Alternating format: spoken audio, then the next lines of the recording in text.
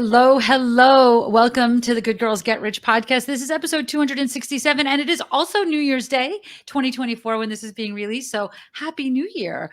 I've been spending a lot of time in the last few weeks and few months. I kind of like to call Q4 like the on-ramp to to the new year. So I love that. Love the energy of a new year. I know that the calendar just flipped one day, right? It's just still one day, but I love that the energy of a new year. So I'm so excited to be able to do this episode with you today because I think this is such an important topic.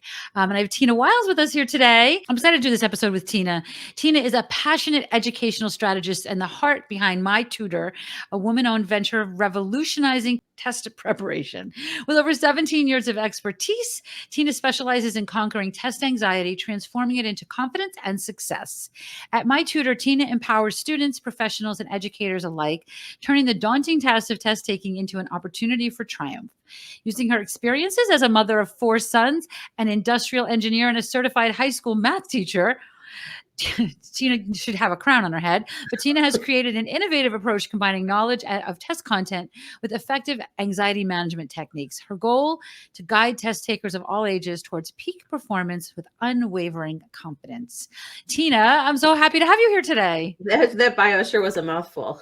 No, it's a good one. It's a good one. It really is a good one. I love having you here. So Tina and I met because we were both participating in a program early in 2023.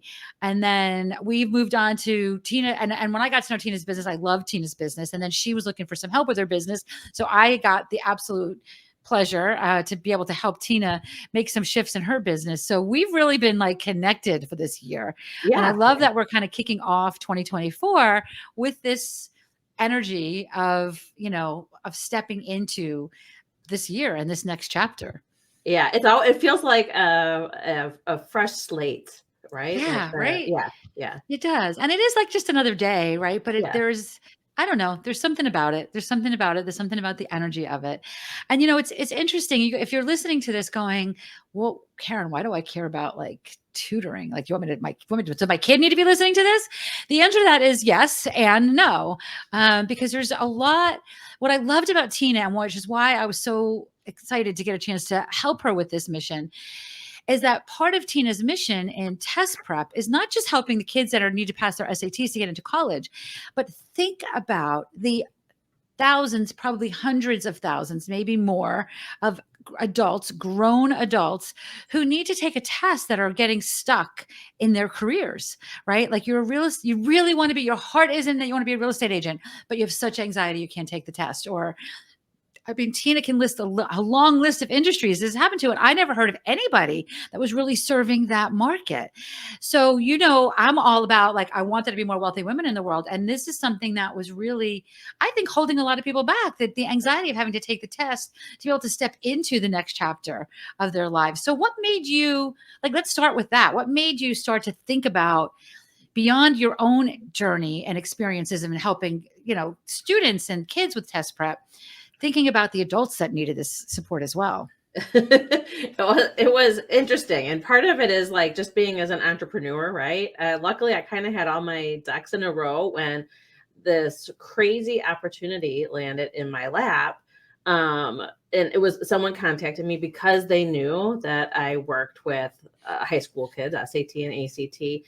And they worked for a group of schools, mortuary schools, where the mortuary students, once they graduated, were failing their national board exams to the point that one of the schools was on academic probation, in jeopardy of losing their accreditation because they had so many people failing, right? And then all of a sudden it was this light went on of, oh my gosh, just because the kids that had anxiety issues in high school grow up to be adults that have anxiety issues when they have to take these exams. And even more so because it's not just, how I do depends on it, but it's what I do as a living and the work I've put in for the past couple of years depends on the results of an exam. Right. And, I'm sure there's somebody listening going, right, why didn't I ever think about this before? Because that's how I felt when I heard that. I was like, wait, of course that's true. How many people are underemployed and not living out their dreams because of a stinking test, right? Like, and it's, I guess it's a necessary evil or it's just necessary. Let's not call it evil, but it's necessary to, for accreditation and to get the certifications and things you want. But there's so many industries, there's all the financial planning industries have to take tests, right? And who would have ever thought, I would have never thought of a mortuary school, Yeah. right? But of course, it's important that your morticians know what they're doing and that have, graduated and, I even say that with some of the programs I have, like, I just don't want your money that you paid to take this. I want to know that you actually know the content, Yeah. right? And the only way to do that is to a test of some sort. Exactly.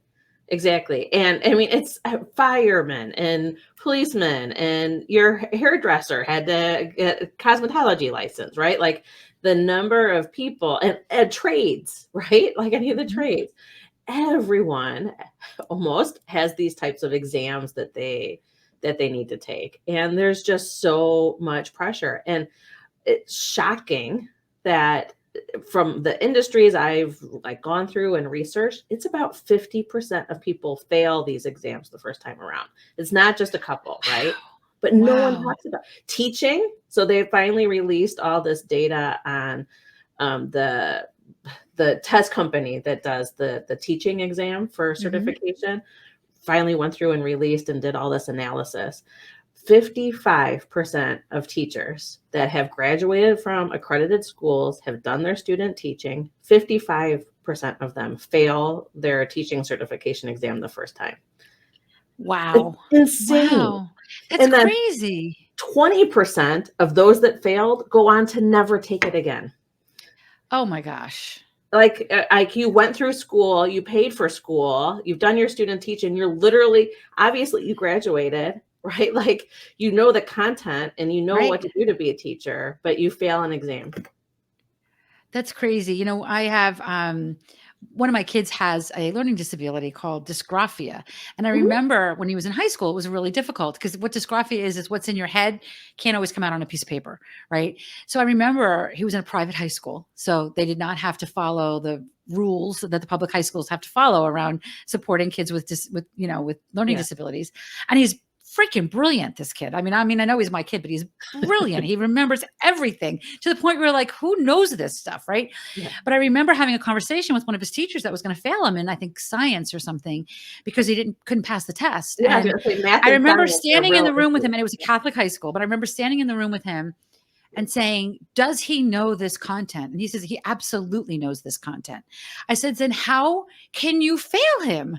How are you going to make this kid take summer school? Because in my head, I'm thinking, and I got to drive him every day now, for the summer. Like, how can you fail him knowing that he knows this content? And he was like, well, I don't know what the answer is. Hopefully, and he was, I get it was a Catholic school. Hopefully Mother Mary is going to help us with this. And while I'm all for my kids were in Catholic school, I was like, no, that's not who we need help from here. Do you know what I mean? Like, you have the power in your hands to take care of this. And he did end up passing him by like a point.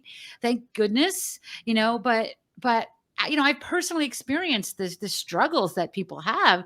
Like I said, this kid is, brilliant, and yet he has difficulty passing a test. Because I remember when he was a kid, you quiz him in spelling, and he knew every single thing. But then when he wrote them down, he couldn't get any of it right. Yeah, and that's actually what's going on? That's a huge test for parents, right? Any parents out there, if what you said happens, right? Like, you can verbally ask them questions and they can explain everything. There's some type of either they can't get like dysgraphia, right? Where you can't get into the paper, but even the test anxiety could be that extreme that they have the knowledge up here, but it's like physical, emotional, or behavioral symptoms are causing it not to come out like it should during an exam. Right. Yeah. So tell me, when you started to venture into this world of supporting adults with test anxiety so that they could live the life that they want to live, in the life and the business and career of their dreams, how is it different than like the kids you were working with prior to that, like the kids with the ACTs and SATs? So with ACTs and SATs, why I love doing that so much was because for me, it was really about teaching life skills about how to deal with pressure situations. And that's usually the first experience that kids have with that, right? That high stakes exam. And the difference when working with adults is there is so much more mindset stuff there because it's years of having issues, right? Right. So in working with the adults, it's more about like having them get out of their own way. And just because you failed in the past doesn't mean you're going to fail in the future. And so much changing answers, right? Like I was everyone I talked to was like, I'm like, and you change your answers when you go, oh yeah, yeah, right? Because it's that belief, right? Right. That they're like, Right. well, if I chose this answer, it must be wrong, so I need to change, right? Because I always get questions wrong, right? Like that kind of stuff is Wow. even more prevalent with adults than it is with the high school kids. Wow, that's nuts. And I think about like it's a little heartbreaking, but I think Yeah. about even like all the people that I deal with that because things like imposter syndrome are just so prevalent and normal, right? I Mhm. mean, it's all normal, right? There's nothing that's abnormal about any of this, but it's so many people have imposter syndrome because when you're going from let's say you work for a company and you decide you're not going to be in corporate anymore, you're going to quit your job or retire, and you're going to step into this new role as a realtor or an entrepreneur or a hairdresser or something you need to take a test for or not, whatever. Mhm. There's an identity shift there, right? Like you don't know, you've never been an entrepreneur before. You've never been a hairdresser before. So how could you know how to be this person? So there's a kind of a natural um feeling of imposter syndrome, but layering that on to the anxiety around taking tests seems seems like a mountain that people have Yeah. to overcome. Yeah. Oh, it's insane. Like the inner critic issues and them just not trusting their instincts and then dealing with the pressure, right? Because then it's usually a lot of people right now, instead of like in high school where the pressure was just, can I get this score to maybe get into a school or get scholarship money? Now it's, I need to get this score and pass so I can pay my rent or my mortgage Right. or right? My Like kids are dependent on it. My yes, spouse is exactly, dependent on right? it. Yeah. I'm letting people down if I don't pass this Oh test. my gosh, yeah.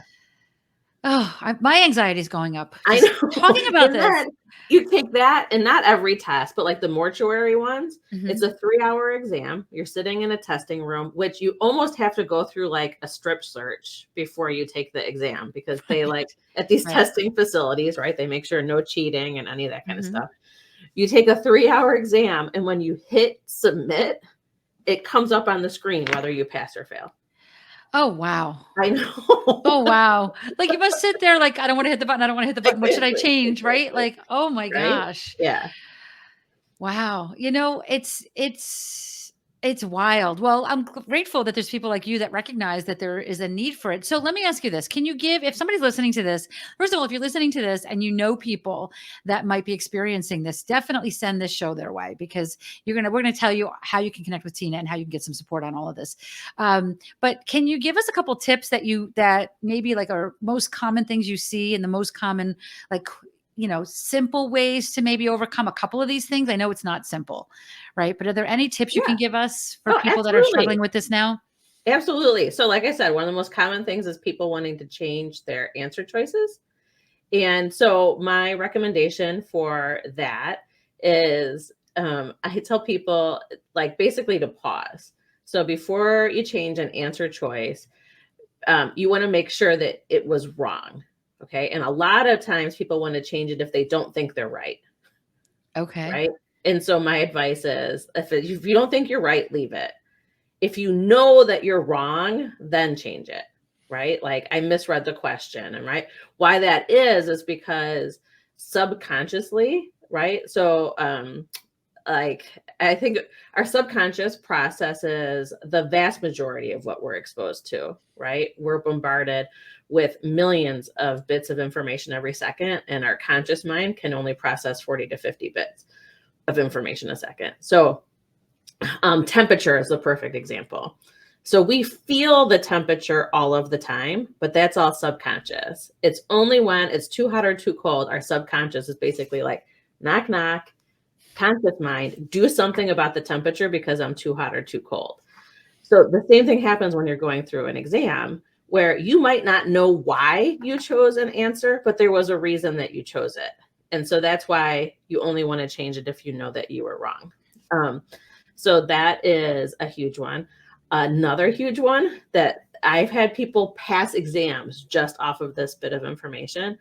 And this is true on any multiple choice exam. So like high school, like all these standardized tests, the professional exams. If you don't know the answer, like you can't eliminate anything, you have no idea, maybe it feels like the question's written in another language, pick the same letter all the way through the test for those, either the questions that you have no idea on, or if you run out of time, you pick the same thing all the way down. Okay. Okay. Wow. Why that Wow. is because statistically, so if there's 4 answer choices, you have a 25% chance of getting it correct. Mhm. And you could pick different answers, right? Like we've seen pictures where people drew Yep. like pictures on their answer sheets and stuff. And you can get some right, but if you answer the same question for all the ones that you don't know, or if you run out of time, statistically, you'll still get a quarter of those questions correct. Oh my gosh. And it makes sense, right? But especially under stress and anxiety, who's thinking like that? Right, Oh my right. gosh, such good tips, such great tips. So let me ask you this. I definitely want to get people more information on how they can learn more about you, but tell me a little bit. I mean, so let me go back to your bio here. Industrial engineer, high school math teacher, test prep company. Yeah. Tell us about that journey. I did So, not know the industrial engineer part. so I loved math and science in high school. And I remember being a junior in high school, and I didn't even know what an engineer was at the time, actually. And my mom was like, you are really good in math and science, and you actually really like them, which doesn't happen often. You should look into engineering. So I did. I loved it. And I went to University of Michigan and majored in industrial and operations engineering, which I did a emphasis in manufacturing.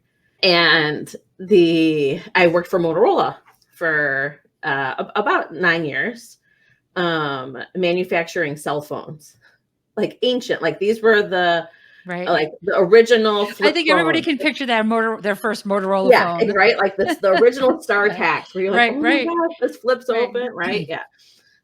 So I worked on manufacturing those, and I loved manufacturing. I loved working in engineering, and after I started a family, I still worked for about a year.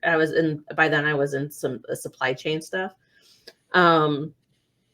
But if I would lived about an hour and a half away from where I was working, and I had a 1-year-old, and one day, probably not the wisest decision I've ever made, I was just like, and I'm done. Yeah. Right? Yeah. It wasn't like, oh, I have this job I'm going to go do, Right. or right. It was just like, and I can no longer do this. And I kind of played around for a while. I did some website stuff, right? I didn't like not doing anything. And then a friend asked me to tutor her son in college level math. And I was like, hey, I really like this tutoring thing. And I've always thought about teaching. So I started tutoring. That grew and grew. And I worked for Huntington, like the strip mall place. Mhm. And I worked for Kaplan. So another test prep, Yeah. but like found out ACT and SAT was a big thing, which when I Mhm. went to high school, it was like wake up early, go to bed early Friday night because you have a test on Saturday kind of thing, Right, right? right. Yes, yes. But obviously I was always good at testing, went to a good school. And I just found I had this ability to break things down very basic. I think part of that's the engineer, right? Like it's just take out all the fluff and here's Yep. what you need to do. And after working at Kaplan for a couple of years, I was like, okay, I was training all their tutors in Chicago. I was the lead math and science tutor in Chicago, and I was working for Kaplan Publishing as well, like helping them with writing books. And I was like, why am I doing this for Kaplan? So I went out on my own. By now that I left when I had just had my fourth son. And I made a bunch of materials and I thought about like building a business. And then I was like, I did not have the ability to say no. So this was the housing downturn. My husband works in the housing industry. So I was like, oh, well, I just say yes to more people. So I was like working 7 days a week, crazy hours. And I'm like, and now I have 4 kids that I never see. Well, I Yeah. saw the little ones, but like the school age ones, right? Right. I wouldn't see. And I was like, I'm going to go and get certified to be a teacher because then my schedule will match up, right? Yeah. Yeah. Which it did. But the job I got was working in inner city Chicago, which was near and dear to my heart to help the community, right? That I was working in. I love the students. But again, I ended up with a crazy commute because I'm in the Chicago suburbs, right? So it was about an hour and a half commute each way again. And um, I I gave everything I had to students, right? And then again, I'd get home and have nothing left for my own kids, right? So I was like, this is not sustainable. I Yeah. love working there, but I don't. If I had ended up at different schools to begin with, the story might be completely different, right? Right. But when I left teaching, I was like, okay, I really loved what I was doing before. I want to go into tutoring. Even my doctor, because I had a little bit of a mental breakdown when I was leaving teaching, right? Yeah. I bet. I bet. Yeah. 4 boys, that's all Yeah. you need to be qualified for a mental breakdown. I have 3 boys. I have 4 kids, 1 daughter, but well, 4 boys is enough to give you a mental breakdown. Yes, but I'm sitting in my doctor's office and like sobbing, right? And she's like, "What are you doing?" I'm like, "Well, I said I was going to be a teacher and so I'm teaching." And she's like, "No, you're not going back and you're going to start tutoring. And by the way, my daughter needs help with a paper this week because I had tutored her kids." And so then though, that's when I switched to basically becoming an entrepreneur. And I was like, if I'm going to do this time, I really need to be legit. And instead of just a profitable hobby, I need to set it up like it's a business. And so then that's when things took off with tutoring. That's awesome. That's amazing. And it's a typical entrepreneurial journey, right? No Yeah. ladder to success, more like a roller coaster. Yeah. Especially for women, right? When we are trying to balance this as raising our kids. And, I don't typically live with regret about anything. Yeah. But I know I missed out on a lot of things, the way that I wish I was an entrepreneur earlier, where I could have balanced my life with my family. And I think now, hopefully somebody's listening is doing that, a better job at that than, because there's so much more opportunity available to us to create our own businesses Yeah. than there were. And I think even now, as we move into 2024, certainly one of the things we learned in the pandemic years was that sometimes our entrepreneur businesses have more security than corporate businesses, right? Yeah. So this is our time. This is our time, especially women Oh, too. I think this is our time. So what is on deck for you for 2024? What does your business look like for this upcoming year? And um, what are you hoping to achieve this year, and who are you hoping to help? really good questions. Yeah. So the I expanding the business. So I'm Mhm. gonna I've had a couple contractors that I've worked with. The goal this year is actually to bring on a couple employees. And with a lot of the stuff I've been doing with the certification exams and like more test anxiety stuff, I wouldn't say I've neglected the ACT and SAT, but that is a good business in its own in this Mhm. area, right? So Yeah. bringing someone to help manage that side of the business.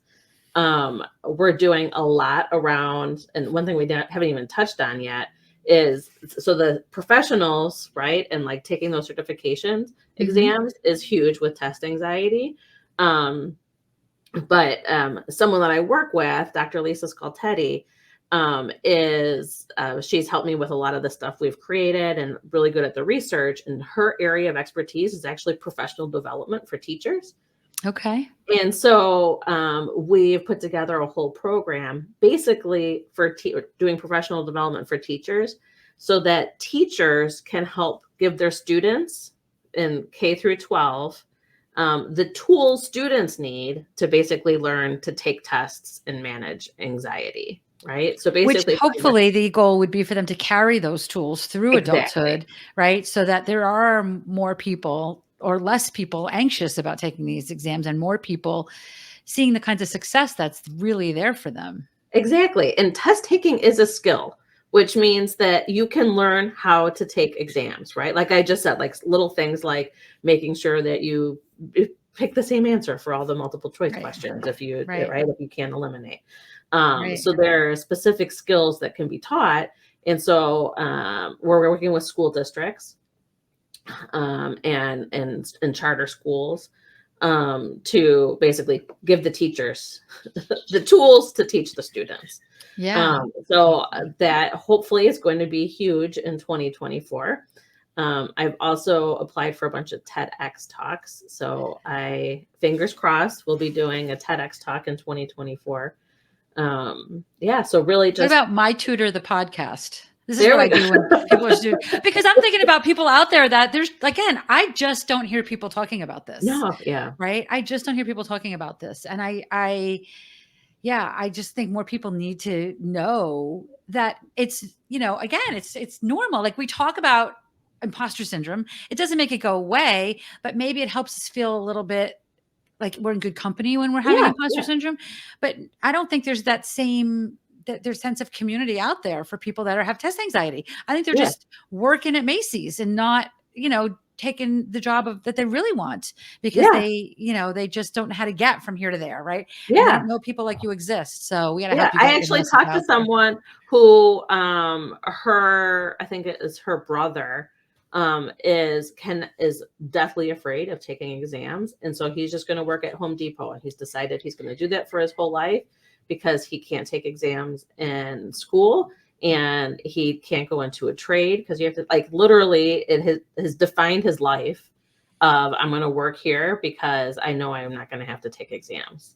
And it's heartbreaking. And what's even more heartbreaking for me is that from the statistics that I've looked at, and these are really hard to find, but when people take the exam after they failed one time, you would think that the statistics would say that they're more likely to pass the second time, and the opposite is true. They're actually more Oh likely my to not pass. gosh. And it's because they don't share with anyone that they Right. have failed, right? And now they're Right. even more in their head. And most likely they're Right. still studying the same way they studied the first time they failed, and they just need to Right. switch things up a little bit, right? But Right. they're not talking about it. And so, yeah. Oh my goodness. Well, I'm down to help you get your message out. So if anybody here is Awesome. listening, by the way, if you have an audience of people that maybe take tests, you need to connect with Tina and have them on your show or introduce them to your audience because this is these kinds of collaborations are what we stand for here in the Good Girls Get Rich podcast and in our She's Linked Up program, like really building strong collaborations because this is a message that I think needs to get out there. And I think it's I know it's life changing for so Yeah. many people. So Tina has a free quiz. I love that you have a quiz for people that have test anxiety, Tina, but we'll talk about that later. Tina has a quiz you can find at testanxietyquiz.com that gets you started to learn a little bit about the work that she does and how to do some work with her. And that leads to an opportunity to book a call with Tina. So testanxietyquiz.com. We'll put all the links to this and all Tina's social media. And this Her is this LinkedIn isn't a profile. quiz that you pass or fail. This is um, that's good to know. That's good to know. But definitely grab that spot, see where you feel on that, grab some time to talk to Tina or connect with her on LinkedIn and DM her about, just what it might look like to collaborate to get her support to your test anxiety ridden audience so that your people, we all want, I'm here to just lift each other up. Right. So as I move into 2024, we've got a lot of changes that we're looking at in our She's Linked Up programs. And because we're always changing things, right? Like Tina, engineer, teacher, entrepreneur. We're always shifting things with the market. So we've got a lot of changes, but I do this because I want there to be more wealthy women in the world. period, which is why I have people like Tina on the show, because if there's one person listening that this helps and helps them get over that hurdle so that they can then create the income that they want in their world, then that's all feeds my goal, right? Of there being more wealthy women in the world. So, that's, if you want to know what some of the changes are that we've got in store for you in 2024, I'd love to see your name on our calendar. Just go to KarenYankovich.com/call. It gets you to the calendar, and then we can chat about, what it looks like to get some help with some of this stuff. When Tina came to me, we were talking initially, and she's like, well, we got I got these people, and like, so we can either go after a high school kid that's going to give you $20, or a mortuary school that's going to give you a big fat juice, or, a corporation. Like, we flip the funnel. We're like working on getting, these bigger opportunities, because that's how Tina can reach the most people, right? It's win-win-win when you focus on the bigger opportunities, right? With Tina focused on cosmetology schools and mortuary schools and real estate schools and things like that, she can reach hundreds and thousands of people, not one high school senior at a time, right? So that's what we stand for here, and She's Linked Up and on the Good Girls Get Rich podcast. And I feel like that same concept could work for you. We don't necessarily know what that looks like yet, but that's what I love to do on these calls, is to tease that out a little bit. Like, what does your big, fat, juicy opportunity look like? Because it's easy. Like Tina even said, like the SAT business keeps rolling. So it's easy to keep doing that and getting another dollar or another dollar or another dollar from that. It's a little bit of a longer process to go after the big nuts, but that's where you're building actual wealth into your business and your life, right? Yeah. And being able to help more people, right? Like I love being able to help the individuals, but if I could teach teachers how to provide tools to students, right? Yep. Like, that changes millions of lives instead of thousands of lives. Right. Yeah. So if you loved what you heard today, or if you, have other people that you think would be a good fit for this, I would love for you to share this episode on your social media. We're all about lifting each other up around here, right? I want everybody to be connecting with Tina. If tag Tina, tag me, we will both share your post with our audiences so that we get you more visibility, because that's how we do things around here. And if you go to the show notes for this episode, you'll see a link for SpeakPipe. You can go to KarenYankovich.com/SpeakPipe. Leave me an audio message and let me know what you think about this. What did you think about this show? Or is there a guest you think I should have on this show? Is there a topic you'd like to see me cover? I respond to every single one of those audio messages personally. I love getting them, because it's kind of a way, which is kind of what I like about doing this video, by the way, too, as opposed to, we just started doing video episodes. I feel like when it's just me and a microphone, I'm just doing a lot of talking at you, right? And when you leave me a message in SpeakPipe, I can talk with you, right? So this video podcast makes me feel a little bit more like I'm speaking with you, even though I'm really still kind of talking at you. So we're looking to build more of that into our world, so that you can feel more supported, right? And if you want to hang out with amazing people like Tina on a regular basis, the people that I wake up grateful for every single morning of my life, grab a spot on our calendar, because we get to hang out in our She's Linked Up world with the best people. Am I right, Tina? I mean, the people blow my mind that we get to talk to, that we get to hang out with. Yeah. And I just have to say, so if you are watching this or listening to it, and you're an entrepreneur, and you're like, I'm feeling kind of stuck, or I don't know what to do to, like, my first call with Karen was, I know I should be doing something on LinkedIn, but I have no idea. Like, I've friended all these people, but I have no idea what I'm doing on LinkedIn, right? Like that. Which is our perfect people, right? I know I need to be there. Just help me. Just tell me what to do. Yeah, like the advice and the conversations I've had with Karen from the very first phone call we had, where we talked about stuff, have been invaluable in what I've been able to accomplish, and the goals, like even just getting ready for next year, and plans in place, and yeah, it's Well, amazing. thank you So for saying that yeah, because so I love it's a mutual admiration society. And spoiler alert, Tina, you don't even know this, but spoiler alert, if we do have it as you're listening to this in 2024, one of the things that we're going to be doing a lot of infusing in our programs is more done for you stuff because the people we work with are busy. So we're finding ways that we can do more for you so that you can do what you do best. So we're never going to log into your LinkedIn profile on your behalf, but we're going to get all the way to the edge. So we're working on stuff like that for you. So if you want to know what it looks like, grab a spot on the calendar and don't forget to follow this show wherever you're listening to it so that we've got lots of great shows coming for you this year in 2024. I can't wait for you to see what we've got in store for you. And I'll be back here next week. Tina, thank you so much for being here. It was so thank great you to so do much this. for having me. It was so great to do this. And I am so impressed with what you're doing for the world. You're in a space that is so needed. So thank you for all you do. And Oh, thank you. thank you all for listening.